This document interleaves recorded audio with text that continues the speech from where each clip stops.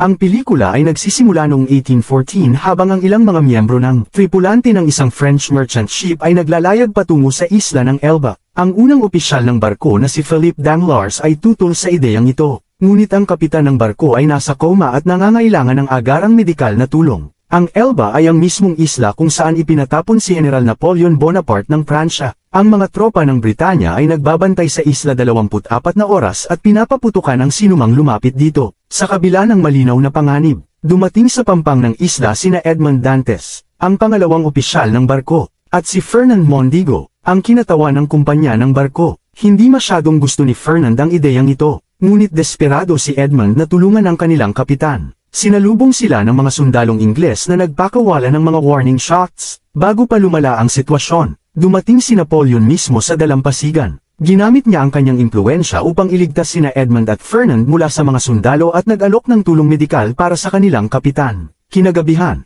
tinawag ni Napoleon si Edmond para sa isang pribadong usapan. Humanga ang general sa katapatan ni Edmond sa kanilang kapitan at humiling ng isang pabor. Binigyan niya ng liham si Edmond na kailangang iparating kay Monsieur Clerion. Sinabi rin ni Napoleon na si Monsieur Clerion mismo ang kukuha ng liham. Pananggakwan ni Napoleon si Edmond na hindi dapat mabanggit ang liham sa kahit sino. Kahit sa kanyang malapit na kaibigan, hindi nila alam na palihim na nanunood si Fernand sa kanilang pag-uusap. Kinabukasan, napilitan ang tripulante na umalis sa isla dahil namatay ang kanilang kapitan. Bumalik sila sa Marseille kung saan naroon ang punong tanggapan ng kumpanya ng barko. Ipinaalam nila kay Morel, ang kanilang boss, ang tungkol sa paglalakbay at sa delikadong pagliko sa Elba. Humanga si Morel kay Edmond at ginawang kapitan ng barko. Labis itong ikinagalit ni Philippe, na siya sanang susunod na kapitan. Kaya nagbitiw siya sa trabaho. Pagkatapos nito, nakipagkita si Edmond sa kanyang kasintahang si Mercedes sa isang kastilyo sa tabing dagat. Ikinwento niya ang balita at sinabing nais na niyang magpakasal,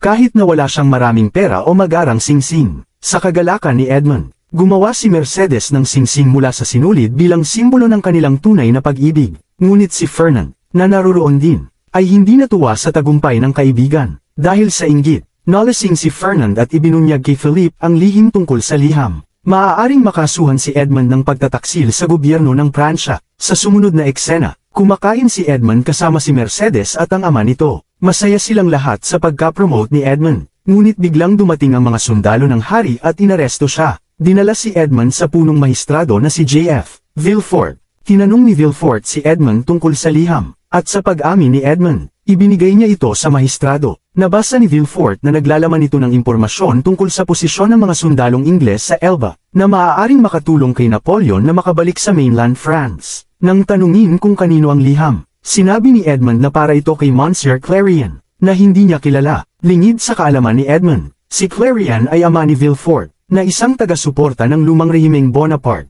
Upang maprotektahan ang kanyang posisyon, sinunog ni Villefort ang liham at inaresto si Edmond. Tumakas si Edmond at humingi ng tulong kay Fernand, ngunit sa pagtataksil, isinumbong siya ni Fernand sa mga awtoridad. Dinala si Edmond sa Chaudiff, isang kulungan sa isang isla na kilala bilang imposible takasan. Paulit-ulit siyang pinahirapan ng warden at inilagay sa isang madilim na selda. Makalipas ang 6 na taon ng pagdurusa, nawala na siya ng pag-asa. Ngunit isang araw, may naganap na milagro. Narinig ni Edmond ang isang kakaibang tunog mula sa sahig, at maya-maya, isang matandang lalaki ang lumitaw mula sa isang butas. Ipinakilala ng matanda ang kanyang sarili bilang si Faria, isang bilanggo sa Chaudiff sa loob ng 11 taon. Ayon kay Faria, matagal na siyang naghuhukay ng lagusan upang makatakas. Ngunit napagtanto niyang nagkamali siya ng direksyon at napadpad sa selda ni Edmond. Sa kabila ng pagkakamali, plano ng matanda na maghukay ng isa pang lagusan sa loob ng 8 taon at inimbitahan si Edmond na sumali. Bilang kapalit, inalok ni Faria na turuan siya ng iba't ibang disiplina sa akademya at pakikipaglaban. Dahil wala nang magawa si Edmond, pumayag siya.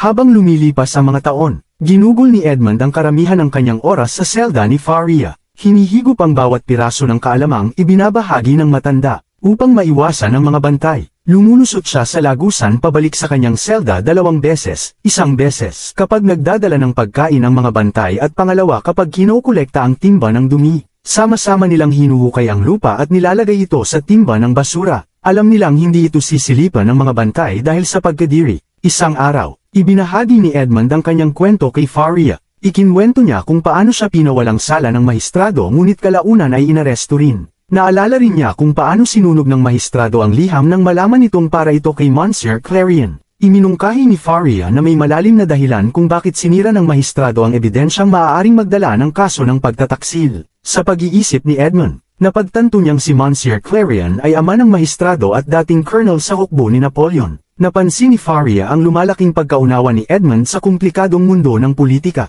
Makaraan ng ilang taon, naabot ng kanilang lagusan ang labas ng kulungan malapit sa mga ugat ng isang puno. Isang buwan na lang ng paghuhukay pataas at makakatakas na sila.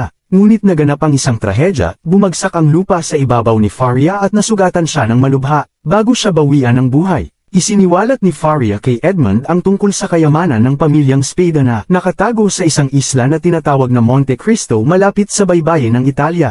Iniabot niya kay Edmund ang isang mapa at hiniling na gamitin ang kayamanan para sa mahihirap. Sa kabila ng trahedya, hinayla ni Edmund ang bangkay ni Faria pabalik sa selda at nagtago sa lagusan. Nang dumating ang mga bantay at makita ang bangkay, inakala nilang namatay ito sa natural na dahilan. Binalot nila ang katawan sa isang tela at iniulat ito sa warden. Pagbalik ng grupo, napagpasyahan nilang itapon ang bangkay sa dagat. Sa susunod na eksena, dinala ng mga bantay ang katawan palabas. Habang binibilang sila upang itapon ito, isang kamay ang lumabas mula sa katawan at kinuha ang susi sa bewang ng warden. Nahulog ang katawan at ang warden sa dagat, at napagtanto na si Edmund ang nasa loob ng balot. Pinalitan niya ang katawan ni Faria at matalino siyang nagtago sa loob ng tela. Sa ilalim ng tubig, nakawala si Edmund sa mga tanikala at iginapos ang warden. Pilit na nagpaligtas ang warden ngunit siniguro ni Edmund na hindi siya makakaahon. Pagkatapos ng ilang sandali, lumangoy si Edmund patungo sa pinakamalapit na isla at sa wakas, napalaya matapos ang maraming taon ng pagkakakulong.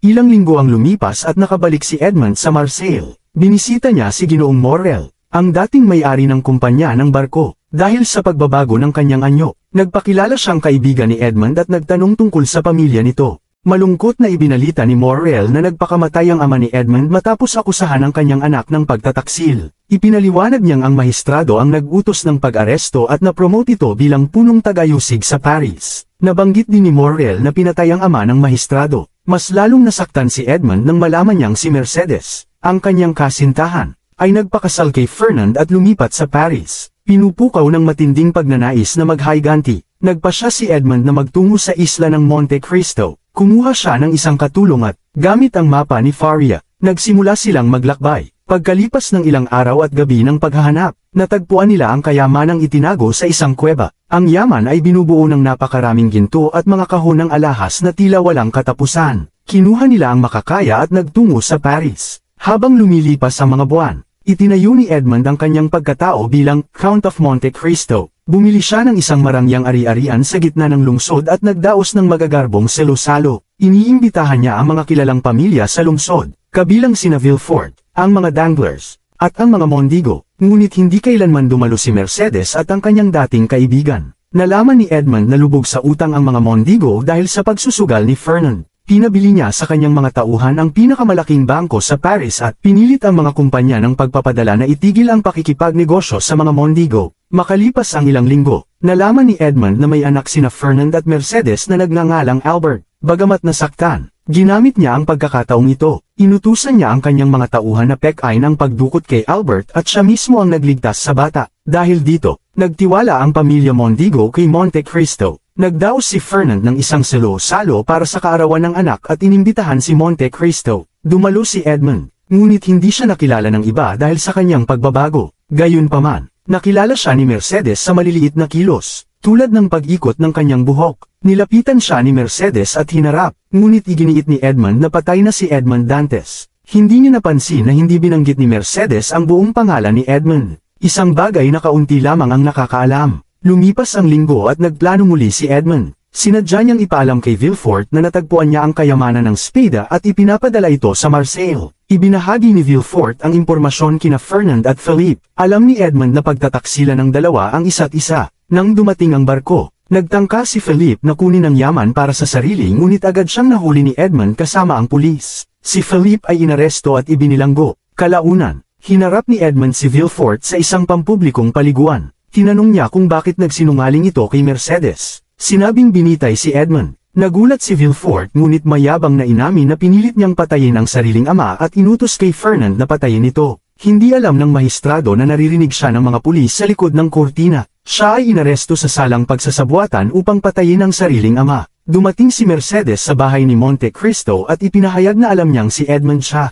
Tinanong niya kung paano nalaman na patay na si Edmond. Gayong kakaunti lamang ang nakakaalam ng apelyido nito. Sa kabila ng kanyang paghihiganti, inamin ni Edmond ang kanyang tunay na pagkatao. Ipinaliwanag ni Mercedes ang kanyang panig at ipinakita ang singsing na gawa sa sinulid na ibinigay ni Edmond noong una. Naantig ang damdamin ni Edmond at nagkaroon sila ng sandaling pagmamahalan. Kinabukasan, hinarap ni Mercedes si Fernand at inamin na si Albert ay anak ni Edmond. Sa galit, nagpunta si Fernand sa kanyang pinagtataguan ng yaman ngunit sinalubong siya ni Edmond.